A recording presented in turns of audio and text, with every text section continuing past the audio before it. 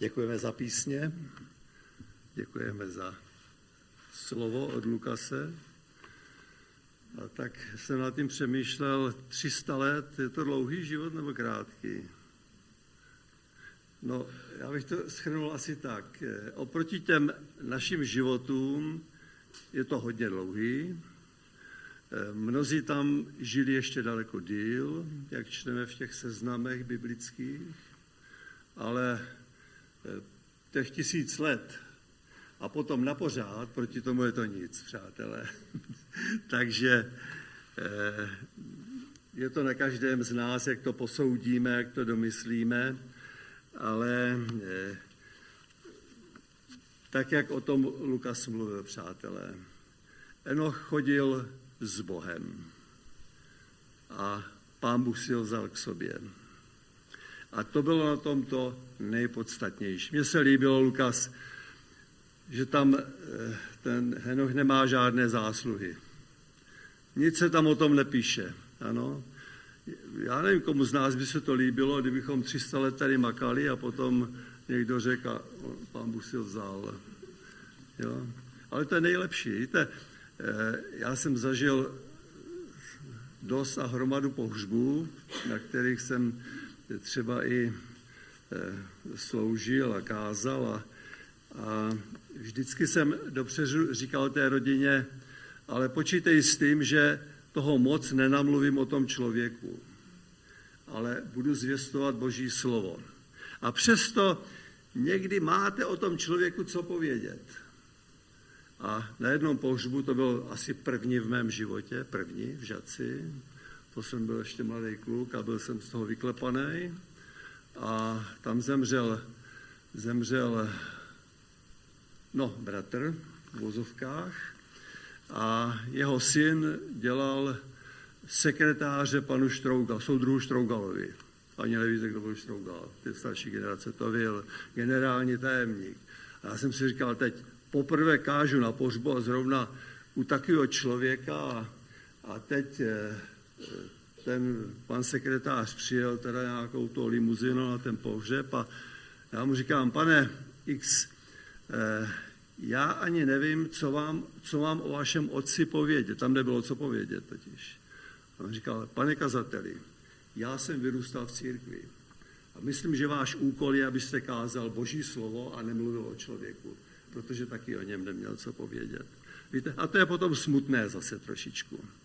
Tak my se teď vrátíme nějak k těm hrdinům víry, já říkám po biblických hrdinech víry, tedy z toho našeho věku, z toho našeho středověku. A my už tam máme něco za sebou. Já mám poznámky. A víte, proč mám poznámky? Ne proto, abych naplnil ten čas tady, ale abych se do toho vešel. Protože kdybych se o tom rozpovídal, tak by to bylo dlouhé, to by byly na semináře nějaké, ale chci být tak nějak se vejít do času. A my jsme tady v těch minulých kázáních slyšeli Konstantina Metoděj, Jan Hus, Petr Chelčický, Mikuláš z Pelhřimova. To máme všechno za sebou. Pamatujete si z toho něco? Já myslím, že moc ne, ale to nevadí. Jo, to nevadí. Protože ono se to těžko pamatuje na takový první zátah, když o tom moc třeba nevíme. Ale já už jsem to zmínil minule. Kdyby se někdo trošičku nadchnul pro tady tu historii těch hrdinů víry, kdyby jeden to byl člověk mezi námi, nebo u obrazovek, tak to stálo za to. Já mám vždycky radost, když někdo se zaměstnává životem těch, kteří sloužili Pánu Bohu a kteří chodili s Bohem a Pán Bůh si je vzal potom. Že jo, Lukas? Je to tak. Víte, u Noého tam by Lukas vydržel dlouho, ale co s tím prvním, jo? Když tam je jeden veršíček krátkej o tom. Moc děkujeme za to. A tak, když jsme prošli tady tím obdobím těch, které jsem tady jmenoval teď, tak, jak už tady bylo řečeno, Prázdniny se nám překulily do té závěrečné části. Dave, již ideálně, dobrý už půjdeme do školy zase. No, nech se vyhecovat. Jo. Takže, přátelé, už se nám to... A tak tohle všechno bylo v tom období, co jsme to probírali minule, v těch minulých shromážděních. A dneska máme před sebou ještě jednoho člověka, Jan Blahoslav. Říká vám to něco? Říká. A když ne, tak vám to za chvíli bude říkat. Já vás tomu donutím, aby vám to říkalo něco, jo? Protože je to velice závažné.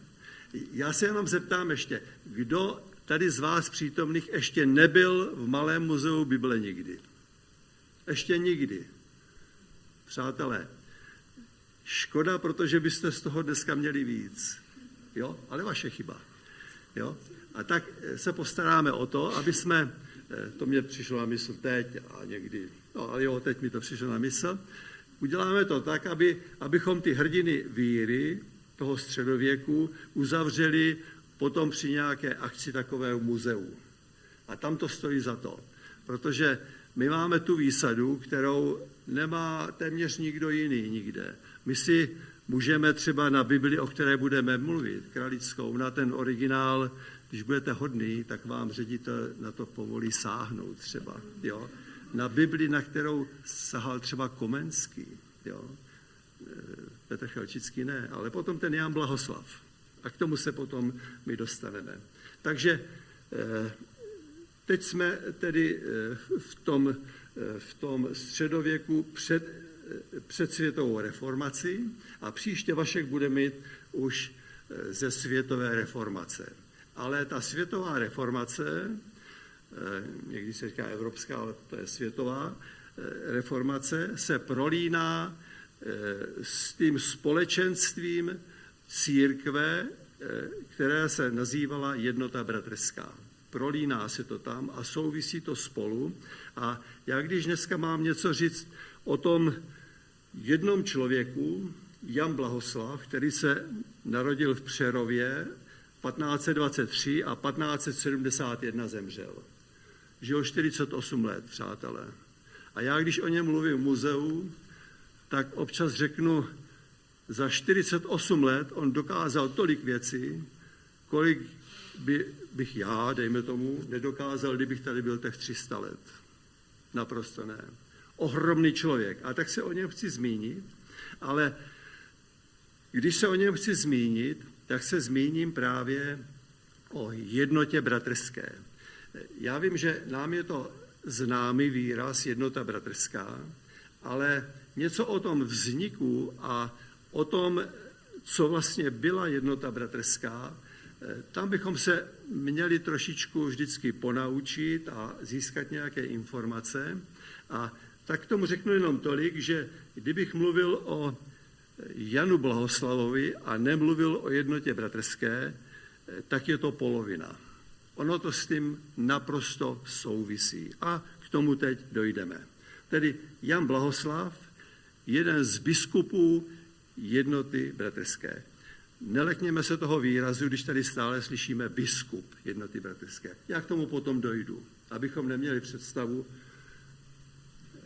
něčeho, ale má to jiný význam, než ten biskup v té čepici. Ano? Má to naprosto jiný význam a my se k tomu ještě potom dostaneme. Než tedy začnu, já jsem strašně rád, když znám u věcí, které se týkají života, když znám nějakou časovou a praktickou osu. Když jedu do Španělska, tak se jemu mapu a podívám se. Tady přejedu kus České republiky, teď přejedu celé Německo, teď mám mráz na zádech, musím přejet celou Francii a teprve přijedu na kraj Španělska a než tam jedu, tak se musím v mapě zorientovat, kam vlastně jedu. A když to neudělám, no tak bych asi z toho nic neměl a byl bych ve zmatku. A proto i takovou tu časovou osu, přátelé, vynecháme Cyrila Metoděje a začneme u Husa a Chelčického, kde to začínalo v tom roce, dejme tomu 1400 a dál, tam to začínalo. Potom jsme se dostali po době husitské do období 1450 a tam začíná jednota bratrská. 1450 a ta jednota bratrská trvá řádově 170 let. To si musíme uvědomit. 170 let až do toho magického momentu bitvy na Bílé hoře a exekuce na Staroměstském náměstí. Ano. Kdy tam začala jakási svoboda, 170 let tohoto společenství a potom přišel konec a přišla vlastně v období 30leté války, přišla rekatolizace a ta trvala 300 let až do roku 1918 někde. Takže to je ta časová osa. Pomohlo vám to? Já jsem rád, jo, aby jsme se nevznášeli někde ve středověku nebo v době kamenné, ale abychom věděli, kde jsme. Tam tedy se zmíním se krátce o té jednotě bratrské. To bylo vlastně společenství, které, a pokud jste vnímali trochu Petra Chelčického, to je to období, kdy Petr Chelčický měl úžasné myšlenky, Pán Bůh mu to dal, že církev a život s Bohem je něco jiného, než církev současná, která byla, a život pohanským způsobem. Ano, je to úplně něco odlišného. A tak já tady řeknu, jednota bratrská začala v roce 1457, přátelé, ale to byl proces, několikaletý proces, než něco začalo. Si uvědomme, že když tam někdo chtěl něco začít, šlo mu o krk, šlo mu o život, šlo mu o všechno a ty bratři přesto začali a tam, co je důležité, když bych to měl nějak definovat, bylo to původně české křesťanské společenství, někdy se píše hnutí, které usilovalo o návrat k jednoduchému životu podle evangelia. Podle prvokřesťanské církve zkrátka. Ano, když si přečteme Skutky 2. kapitolu. Prvokřesťanská církev. Ano, vedlo k osobní víře a k praktickému následování Pána Ježíše Krista. A teď jsme si tam řekli, jak to všechno začalo vznikat a jak dlouho to trvalo. A pro nás, jako pro vyznávající křesťany, má tohle ohromný význam. Protože si zkusme trošičku se do toho dostat. V době hrozného pronásledování, velikého útlaku, otrokářství, válka na válce, všechno. A teď tam zaznívá ta touha žít pod čistým evangeliem a následovat Pána Ježíše Krista. Jo? To asi nedovedeme nikdy domyslet, ale to byly hrdinové víry. To byly hrdinové víry a my potom v závěru se k tomu ještě dostaneme. Jednota bratrská měla zásady vynikající a já to jenom shrnu. Bible nejvyšší autorita pro život ve víře. Bible a zase Bible. Důraz na osobní víru a skutečný křesťanský život. Ne pouze formální křesťanství, které v té době bylo. Už u Petra Chelčického jsme si řekli, že to byl pacifista, zásadně proti násilí a jednota bratrská byla proti násilí, dokonce se snažili všemožně, aby jejich kluci nešli na vojnu, aby neválčili, aby nezabíjeli. Někdy se to dařilo, někdy se to nedařilo. Snažili se, aby ty členové jednoty vedli velice skromný život, prostý život a vzájemně si byli nápomocní. Možná nám to něco naznačuje. Prvokřesťanská církev, ano. Dokonce měli všechny věci společné. Oni je neměli úplně všechny společné. Jenomže k ním do jejich řad přicházeli i lidé bohatí a šlechta. A teď tam na samém začátku to bylo tak, nekompromisně. Jseš bohatý, přijal si Krista, tak se všeho bohatství vzdáš a rozdáme to tady chudým. Potom zjistili, že to není tak jednoduché úplně a možná ani ne tak správné, tak to začali řešit trošku i tak nějak s jiným důvtipem, bych řekl, ale dařilo se jim to. A postupně vytvořili takové společenství, které mělo svůj řád, mělo svoji správu a mělo své bratrské sbory, ale to trvalo dlouho. Ono to nebylo všechno hned.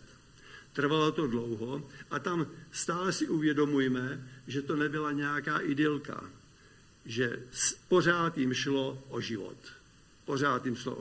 Pořád se schovávali, tam potom, a to bylo dlouhé, za Jiřího Spoděvra dostali takové místo jedno tam na severní Moravě, kde byli jenom vlci a medvědi v té době.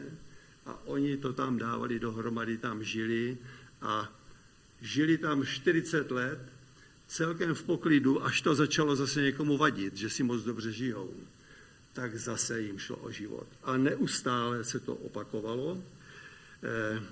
Jenom něco trošičku, několika slovy k tomu, jaké zřízení oni tam měli, protože nějak museli, už to bylo množství lidí, už to bylo 10 000 lidí potom, a museli mít nějaký systém v tom, tak měli, a to přetrvalo do teďka, měli úzkou radu, která byla složená z kazatelů a z laiků, z obyčejných lidí, úplně obyčejných. A teď k tomu přicházím a součástí té úzké rady byl biskup. Ne. Víte, kdo byl biskup? Ono se to někde překládá velice jednoduše. Byl to senior, byl to starší bratr. To byl biskup, který neměl za úkol panovat nad někým, ale měl velikou zodpovědnost. Oni totiž strašně dali na to, aby se žilo podle Bible, aby se studovala Bible, aby se vychovávaly děti křesťanský opravdu, aby se žilo morálním životem, ne nemravnosti. A on s tou úzkou radou všechno tohle sledovali a bylo to veliká zodpovědnost. Tak to byl biskup, ano. Kdežto v katolické církvi biskup, tam je ta apoštolská posloupnost, papežské zřízení, ale my to víme, to by bylo dlouhé. A tam není potřeba se tomu věnovat, takže víme, kdo byl zhruba biskup jednoty bratrské.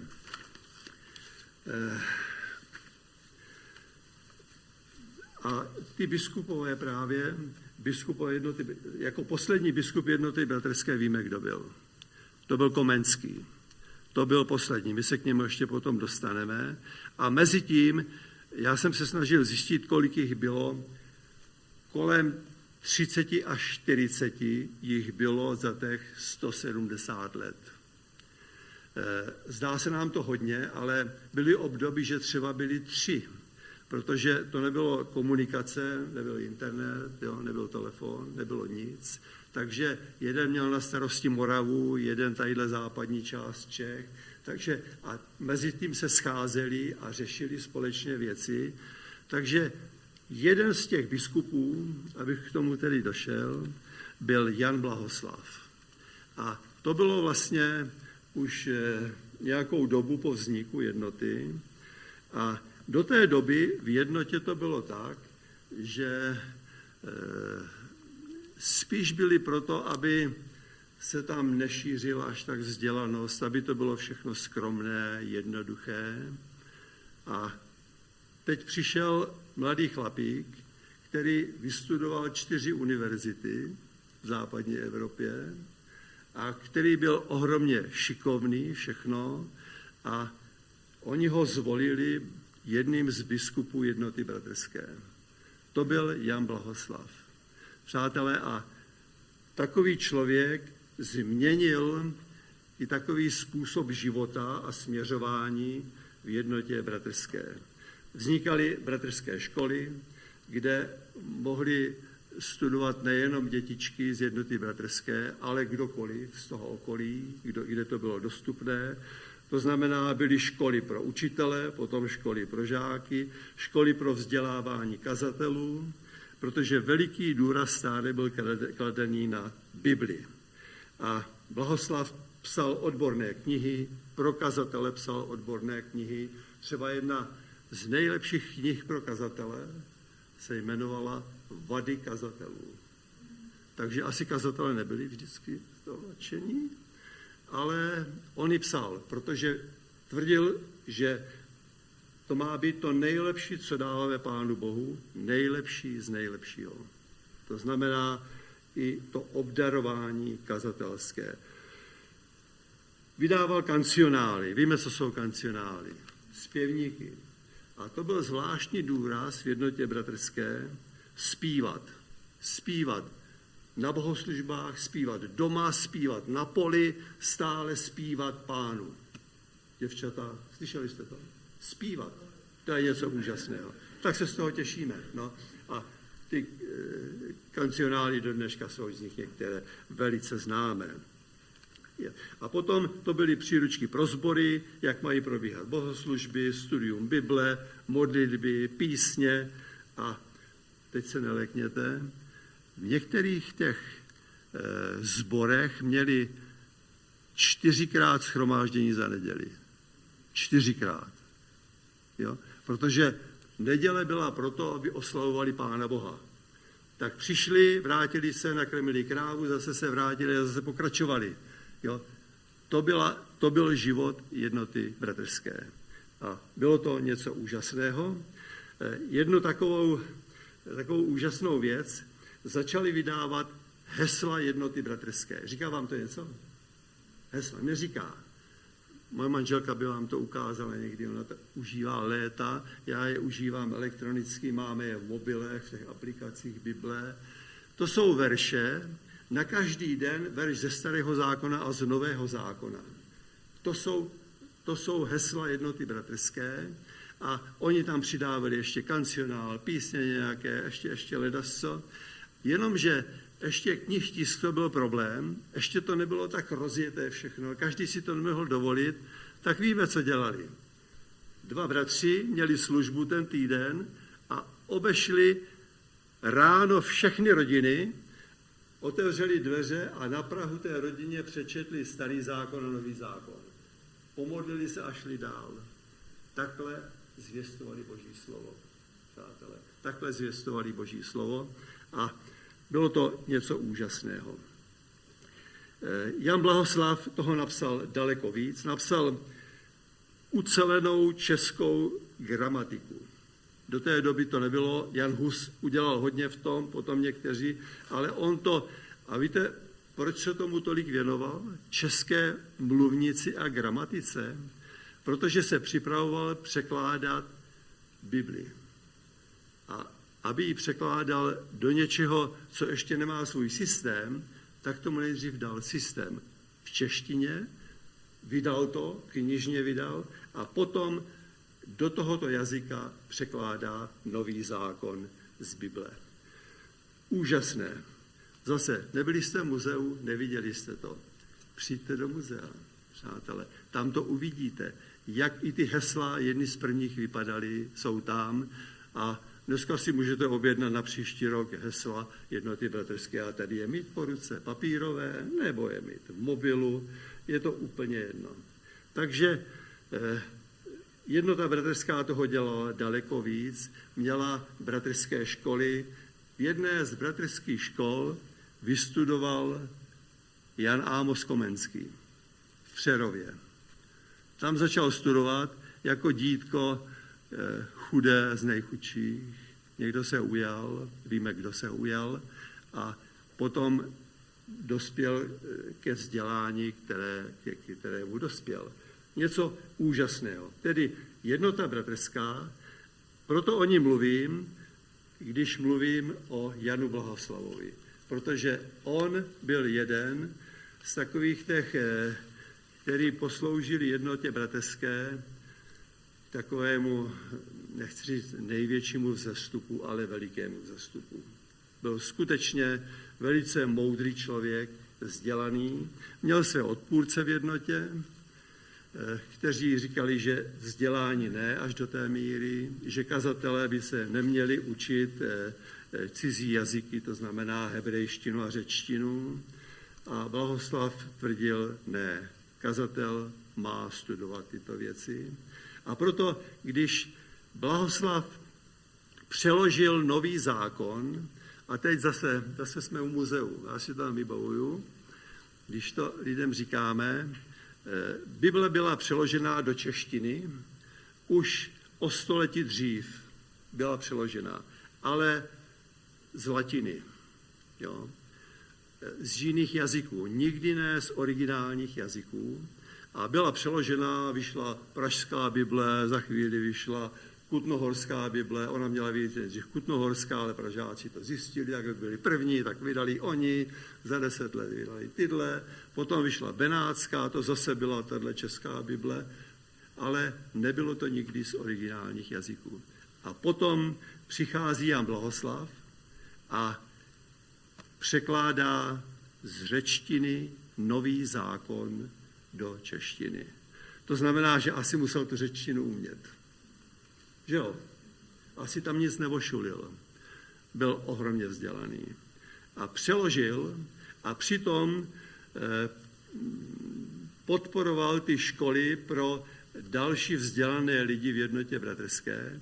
A on se nedožil toho, že byla vydána, protože ten nový zákon, který on přeložil, to je v Bibli kralické nový zákon, ta jedna část.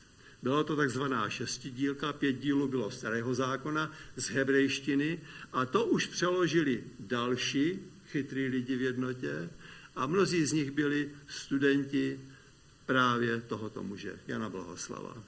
Takže ohromné to bylo. Já jsem z toho nadšený, když tyhle věci čtu, potom se tím zaměstnávám, nekončím kázáním, ale ještě se s tím zaměstnávám vždycky dál. Je to ohromně zajímavé. Přátelé, nepohrdněme historií a tou naší je úplně vzácná. Pokročím kousek dál a v závěru bych ještě připomněl vlastně čím nebo co bylo směrodatné pro jednotu bratrskou i pro ty biskupy jednoty bratrské, kteří všichni dbali o to, aby Boží slovo tam bylo jasně zvěstované. Aby každý, jak může, studoval Bibli. Aby ji nejenom znal, nejenom ji rozuměl, ale aby žil podle Bible. To bylo to nejdůležitější. A tak vzorem pro jednotu bratrskou sloužila prvokřesťanská církev, jak jsem se zmínil. Ale to se vším všudy. A já jenom tady připomenu, ani to nebudu celé číst, ze Skutků apoštolských, 2. kapitola, to je 41. a 47. verš. Někteří to známe z paměti. O co tam šlo? Ti, kteří přijali jeho slovo, byli pokřtěni a přidalo se jich toho dne na 3000. To znamená, jednota bratrská zásadně lidi, kteří přijali Pána Ježíše Krista a proměnil se jejich život, tak ho vyznali ve křtu ponořením. Ano. Vytrvale poslouchali učení apoštolů. To byly možná ty 4 shromáždění za neděli a každý den ta hesla jednoty bratrské a další věci, kde Vláďa nám tady posledně se zmínil, když ten jeden budoucí papež přijel do Tábora, mezi Tábority a potom říkal, že svým studentům v Římě, že v Čechách každá žena zná lepší písmo, než ty všichni preláti tam, který tam on vyučoval. Takže tady opravdu oni znali Boží slovo. To, co se tam potom všechno píše v těch několika verších v závěru té 2. kapitoly, Všichni, kteří uvěřili, byli pospolu, lámali chléb a modlili se, přijímali památku svaté večeře Páně. Ano, tam potom je teda to, co jsem se zmínil, prodávali majetek a rozdělovali všem podle... No, tam trošičku jde narazili, ale přátelé, tam potom, když vidíme, když třeba páni ze Žerotína, to byli vlastně vládcové celé Moravy, páni ze Žerotína, nejbohatší lidi, když přijali Pána Ježíše Krista a stali se členy jednoty, tak pomalu jednota už nebyla chudá, protože oni se o všechno dělili a nejenom to, oni se stali ochránci jednoty. To znamená, když přišli poslové ze Říma a teď začali a pronásledování, tak oni chránili ty lidi z jednoty. Dávali úplně všechno. To znamená, ono to nebylo, aby to bylo všechno jednoduché, ale bylo to úžasné, když se podřizovali Božímu slovu. A když teda projdeme ty verše z té 2. kapitoly Skutků, tam potom čteme chválili Boha a byli všemu lidi milí a Pán denně přidával k jejich společenství ty, kteří byli povoláni ke spasení. A potom tam ve Skutcích čteme a mluvil Štěpán, oni ho kamenovali. Přátelé, jednota i toto přijala. To nebylo jednoduché. Kolik jich bylo, jaké množství bylo zabito v jednotě lidí. Někteří byli upáleni, to nebyl jenom hůz, to byli upáleni, natahovali je na skřipec, mučili je, co všechno dělali, ale pro ně byl základ ten, už se těšili na Boží slávu. Víte co, zase není to idylka, nevíme jak, určitě tam byli, kteří to nevydrželi a třeba to vzdali nějak, ale všeobecně oni milovali Pána Boha. Takový Jan Augusta, to byl vlastně současník Jana Blahoslava. Jan Augusta a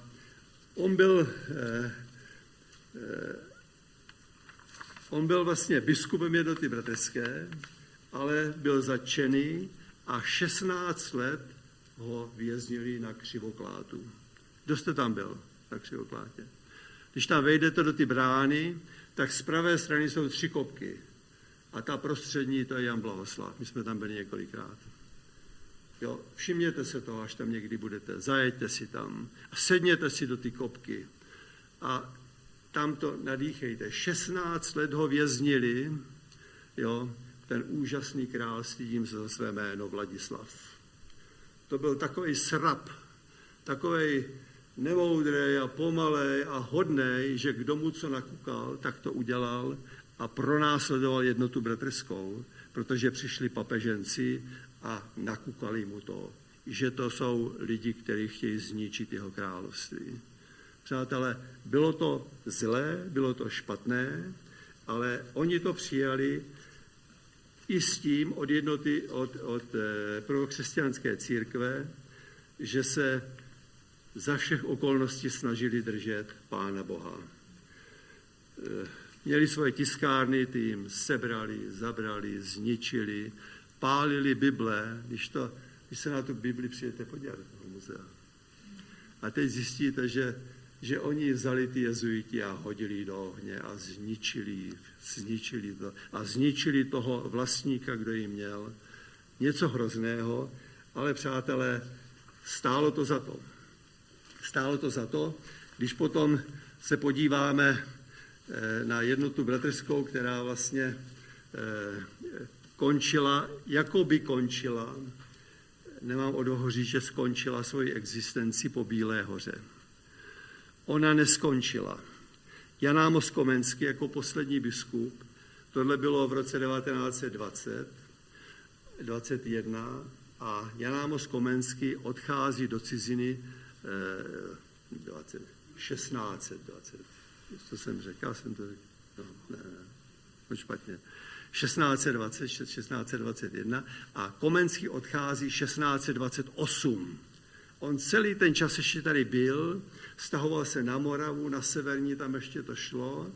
A potom, když ta rekatolizace nabrala vrchu, tak odchází do Polska, ale trvá jeho biskupství jako biskup Jednoty bratrské, trvá ještě mnoho let potom dál. Tam potom se dostává do Holandska a tam píše svoji jednu z posledních knih, Kšaft, umírající matky Jednoty bratrské. Kšaft, závěť třeba, jo, řekněme.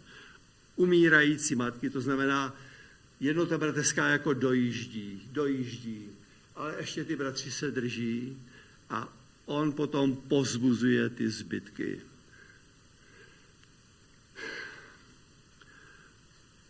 A potom se těšili, že jako církev, jako nevěsta Kristova budou v jeho slávě, v boží slávě. Takhle končila ta první Jednota bratrská. Ta další, to si někdy můžeme říct, kdy začínala znova. Jo, 18. století. Zase něco fantastického. A dneska ráno jsem četl z hesel Jednoty bratrské, Žalm 126. Ty, kteří rozsévali se slzami, sklidí úrodu s jásáním. Je to úžasné.